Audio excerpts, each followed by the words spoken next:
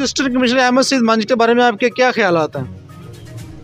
अहमद सईद मांझी वो छोटा भाई है और बड़ा अच्छा ऑफिसर है मेरे हिसाब से। वो इस तरह है कि सुबह 10 बजे से लेके वो शाम तकरीबन कुछ 6 बजे तक ऑफिस में बैठता है। उसके बाद वो है ना सारी रात वो सड़कों पे गश्त करता है, कभी कोई मसाइल हल करता है लोगों के, कभी कोई मसाइल हल करता है। उसकी पूरी कोशिश है कि जितनी देर मैं इधर रहूं तो लोगों के मसाइल हल करूं, और वो हल करने की पूरी कोशिश कर रहा है। इसमें मैं नहीं समझता कि तमाम एसी जो पहले आए हैं तो इस तरह हुआ है। पहले ज़ुबैर साहब भी आए थे, उन्होंने जड़ावाला के इंक्रोचमेंट के हवाले से भी काम किए, लेकिन लोगों ने फिर उसी तरह उनके होते हुए काम कर दिया। तो उसका ये हुआ कि लोग जो है ना वो बेरोज़गार भी हो गए, तो उसका फ़ायदा भी कोई नहीं हुआ।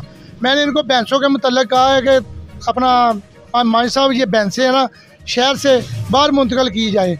उन्होंने उनको जुर्माने भी किए, उनकी भैंसें जो हैं वो भी अपने कब्ज़े में ली है।